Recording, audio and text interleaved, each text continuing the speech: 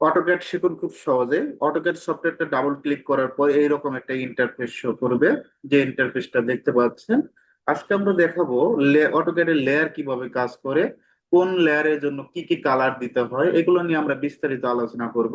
যেহেতু লেয়ারের কাজ করব, অবশ্যই নতুন একটা আমাদের কি করতে হবে, নতুন একটা পেজ নিতে হবে। পেজ নেওয়ার পর এইরকম একটা ইন্টারফেস শো করবে। আমরা স্টার্ট ড্রয়িং এ ক্লিক করব। কোথায় ক্লিক করব? Start drawing. এখন গ্রিড লাইন ডিলিট করার জন্য অবশ্যই গ্রিড মোডে ক্লিক করবেন। অনেক সময় দেখবেন যে এখন এখানে মেনু বারটা নাই, আমাকে কি করতে হবে? মেনু বারটা শো করাতে হবে। অ্যারো বাটনে ক্লিক করব, এখান থেকে শো মেনু বার। টুলসে যাবেন, টুলস থেকে এখানে ফরম্যাটে যাবেন। ফরম্যাট থেকে ইউনিটস, ইউনিট থেকে আমরা ইঞ্জিনিয়ারিং দিব। প্রিসিশন থেকে 0.0 ইঞ্চি, এনসি থাকবে ডিগ্রি মিনিট সেকেন্ড। জাস্ট দেখে দেখে কাজগুলো করবেন। আবার ফরম্যাটে যাবেন, ফরম্যাট থেকে ডাইমেনশন স্টাইল। আপনি চাইলে কিবোর্ড শর্টকাটেও কাজগুলো করতে পারবেন, আমরা কিবোর্ড শর্টকাটে দেখাইছি। ডিসপ্লে থেকে কাজগুলো করা যায়। মডিফাইতে যাবেন, প্রাইমারি ইউনিট, ইউনিট ফরম্যাট থেকে আমরা ইঞ্জিনিয়ারিং দিব। প্রিসিশন থেকে 0.0 ইঞ্চি। টেক্সট থেকে টেক্সট হাইটটা 6 ইঞ্চি। কত ইঞ্চি? 6। স্যাম্বল অ্যান্ড অ্যারো, এখান থেকে আর্কিটেকচারাল টেক্সট, অ্যারো সাইজটা আমরা 4 ইঞ্চি দেবো। সেন্টার মার্কটা 2 ইঞ্চি দিব। এখানে মেজারমেন্টটা 1-2 ইঞ্চি কম বেশি হতে পারে, অসুবিধা নেই। Set current, close. এখন আমরা ভিউতে যাব, ভিউতে ক্লিক, ডিসপ্লে, ইউএসএস আইকন, অরিজিনটা আনটিক করে দেবেন। আমাদের পেজ সেটআপ শেষ। এখন আমরা লেয়ারের কাজগুলো করব। লেয়ারের শর্টকাট এল এ লেখে এন্টার। আপনি যে কোনো ভার্সনে কাজ করেন, কথা বলেন এল এ লেখে এন্টার। লেয়ারের শর্টকাট কি? এল এ নাকি? এল এ ইন্টার। হ্যাঁ। এল এ লেখে এন্টার। এইরকম একটা ইন্টারফেস আসবে, যে ইন্টারফেসটা দেখতে পাচ্ছেন। এখন আমাদের যেটা জিরো লেয়ারের আন্ডারে থাকবে, আমরা এখন অ্যাড নিউ লেয়ারে ক্লিক করবো। কোথায় ক্লিক করব? নিউ লেয়ারে ক্লিক করব। কিবোর্ড শর্টকাট অল্টার এন, আপনি অল্টার এন দিলেও হবে। আমি আপাতত ডিসপ্লে থেকেই দেখাই। নিউ লেয়ারে ক্লিক করব। নতুন একটা লেয়ার আছে, এখানে নাম দিব। সর্বপ্রথম আমরা অল একটা লেয়ার, অলের কালারটা কি থাকবে? হোয়াইট থাকবে। আশা করি হোয়াইট কালার দিতে পারবেন। নাম্বার 2, এইভাবে ধাপে ধাপে কাজগুলো করবেন। এখান থেকে কলাম, কলাম, কলামের কালারটা হবে রেড কালার। কি কালার? Red colour. গ্রেট।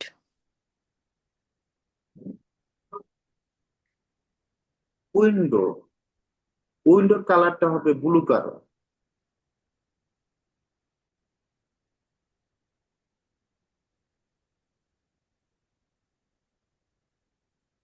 আবার নিউ লেয়ারে ক্লিক করবেন। আমি যদি এটা জিরোতে ক্লিক করে অল্টার এন, জিরো জিরো লেয়ারে ক্লিক করে অল্টার এন, কিবোর্ড থেকে অল্টার এন দিবেন, তাও লেয়ার আসবে। তবে সবচেয়ে সহজ পদ্ধতি এখান থেকে আচ্ছা কাজ আচ্ছা। করা।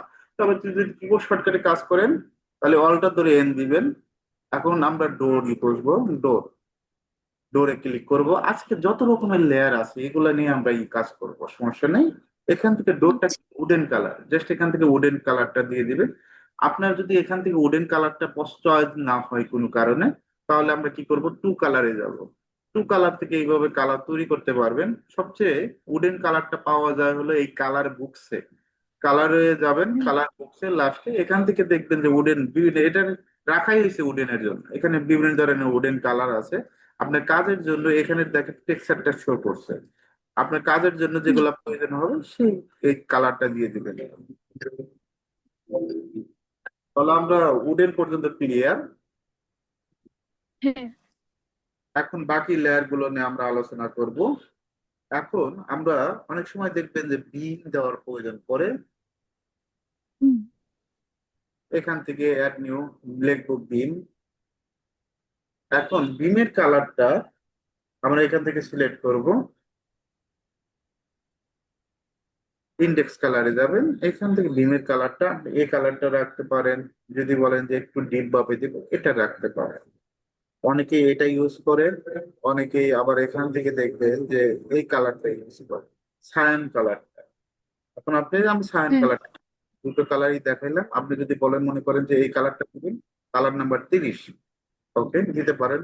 আপনি যদি হ্যাঁ। বলেন সায়ান কালারটা দিব, নাম্বার 4 কালারটা সায়ান কালার, ওকে দিবেন। এটা ভীমের জন্য একটা কালারই রাখলাম।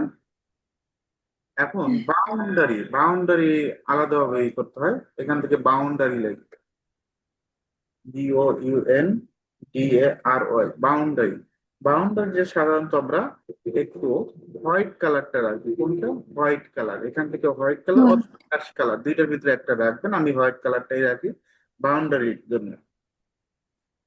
হ্যাঁ এখন আমরা ডাইমেনশনে আমরা DIM, প্রত্যেকটার জন্য আলাদাভাবে লেয়ার নাম্বার দিতে হয়। ডাইমেনশনটা জাস্ট আমরা এখান থেকে কালারটা চেঞ্জ করব। ডাইমেনশনটা এটা যদি আপনি ব্ল্যাক পেজে কাজ করেন, ভালো করে বুঝবেন, ব্ল্যাক হ্যাঁ পেজে অবশ্যই হোয়াইট কালারটা দিবেন ডাইমেনশন, মানে মেজারমেন্ট দেখানোর জন্য। আর হ্যাঁ হ্যাঁ হোয়াইট পেজে কাজ করেন, আপনি ব্যাকগ্রাউন্ড যদি হোয়াইট হবে তাহলে ব্ল্যাক থাকবে। আশা করি ক্লিয়ার। আমরা এখানে হ্যাঁ যে স্যার ক্লিয়ার। আছে আমরা এটা কি হোয়াইট কালারটাই দিয়ে দিব। হুম এখন আমরা এটার ডাইমেনশন টেক্সট, কোনো সময় যদি ডাইমেনশন টেক্সটটা লেখার প্রয়োজন পড়ে, এটা তো আমাদের ডাইমেনশন টেক্সটটা লিখতে হবে।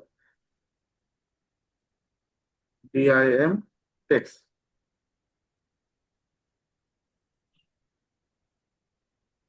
এখান থেকে দেখবেন যে হালকা একটা শ্যাডো কালার আছে, এই কালারটা দিবেন, কালার নাম্বার 9, এই কালারটা দিয়ে দিব। হুম হ্যাশের জন্য হ্যাশ, এটা ক্লিক করবেন। মানে আমরা যে পার্টিশন হলে হ্যাশটা দিই, এই হ্যাশের কালারটা দিয়ে দিব। জাস্ট ক্লিক করবেন। এখান থেকে আমরা এখানে এই যে ডিপের মতো যে একটা দেখতে পাচ্ছেন, এই কালারটা দিয়ে দেবেন, 252 নাম্বার কালার। আপনি যদি বলেন যে আমি একটু কালারফুল হ্যাশ করব, এখান থেকে এই কালারটা হুম, দিতে পারেন, কালারফুল 210 নাম্বার। ঠিক আছে, এই দুইটা ইউজ করে বা আপনি এটা ইউজ করবেন।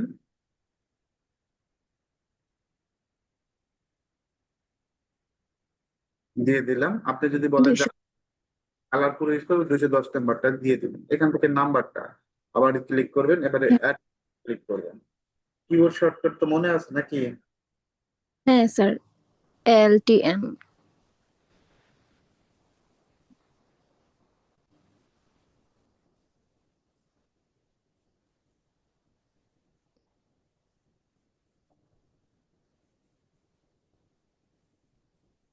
এখন এখান থেকে রেলিং, অনেক সময় বারান্দার রেলিং দেওয়ার প্রয়োজন পড়বে। এখান থেকে আমরা কি করবো? রেলিং, রেলিং,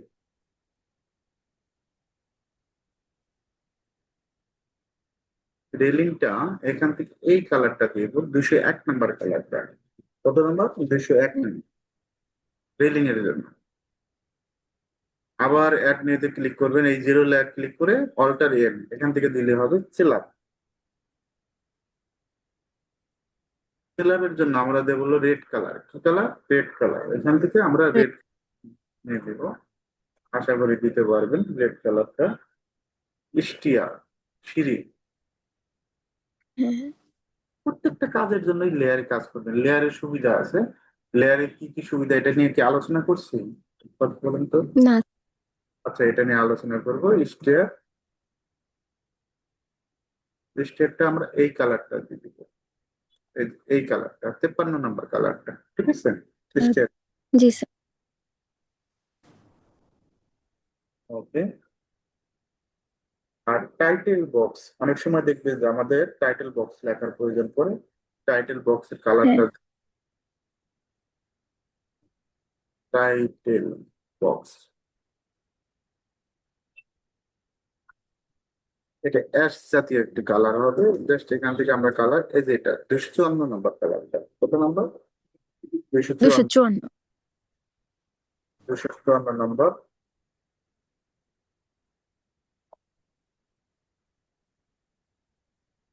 আবার পাইল, যারা বিশেষ করে সিভিল ইঞ্জিনিয়ার আছে, পাইল সেকশনে কাজ করার প্রয়োজন পড়ে। পাইলের জন্য হুম, কালারটা আমরা বেস্ট সিলেক্ট করব। এই যে এখান থেকে এই কালারটা নিয়ে নেব, 112 নম্বর কালারটা। ওকে। অনেক সময় টেক্সটের জন্য অনেকে কি করে, অন্য একটা কালার দেয়। টেক্সট টু ম্যাজেন্টা কালারটা দিবে, এখান থেকে কি কালার? ম্যাজেন্টা কালারটা। ম্যাজেন্টা।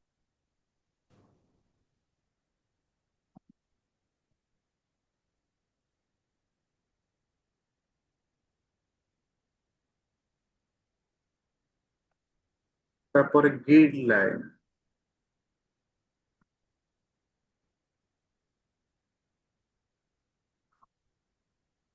গ্রিড লাইন থেকে এখান থেকে কালার দিয়ে দিবেন 63 নম্বর কালারটা। কত নাম্বার? 16। এখন থ্রি।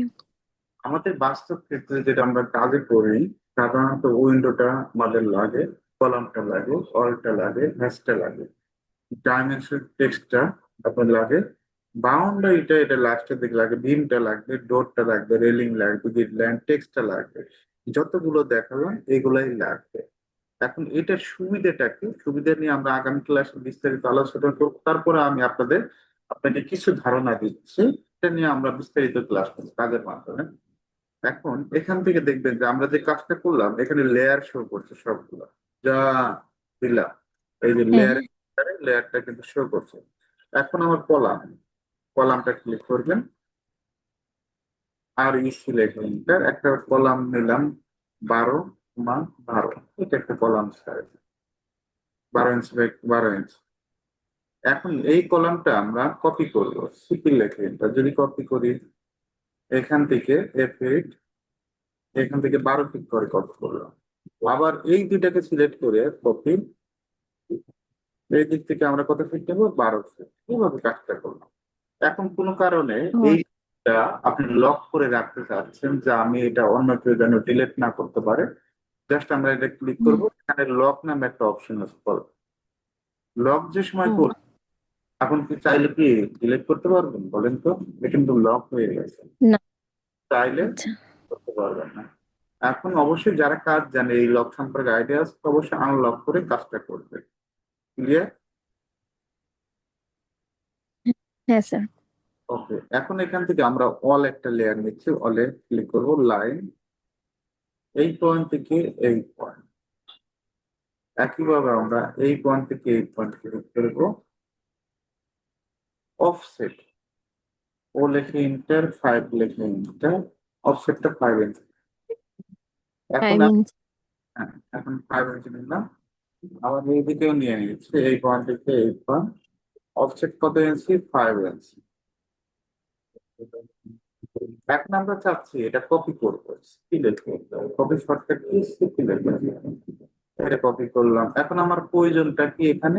শুধু আমার এই ওয়াল গুলো থাকবে, কলাম গুলো থাকবে, অথবা কলামটাই থাকবে, ওয়াল গুলো থাকবে না। আমি যেহেতু অল লেয়ারে কাজ করছি, এখান থেকে অল লেয়ার কোনটা? এটা।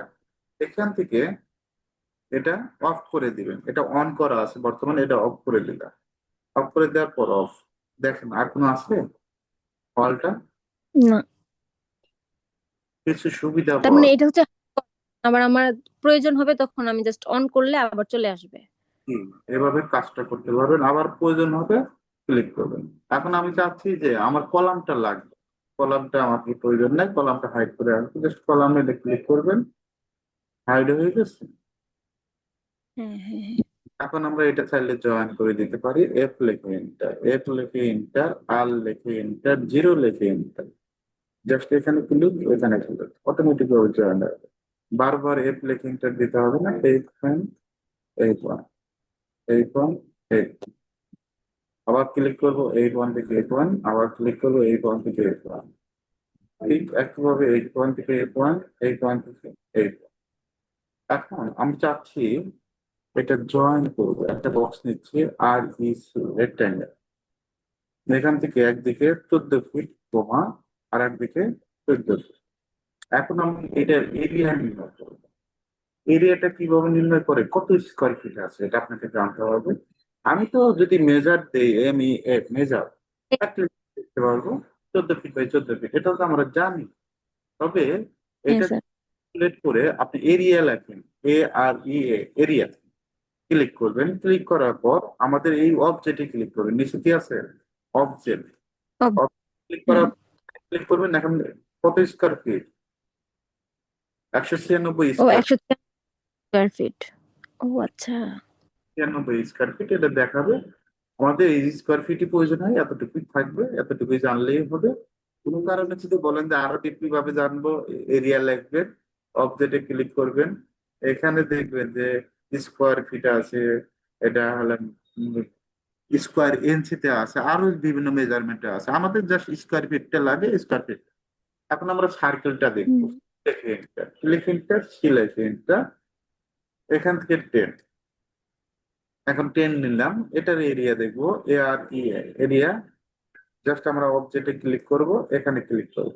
এটার এরিয়া আছে 2.18 স্কোয়ার ফিট। 1 square fit.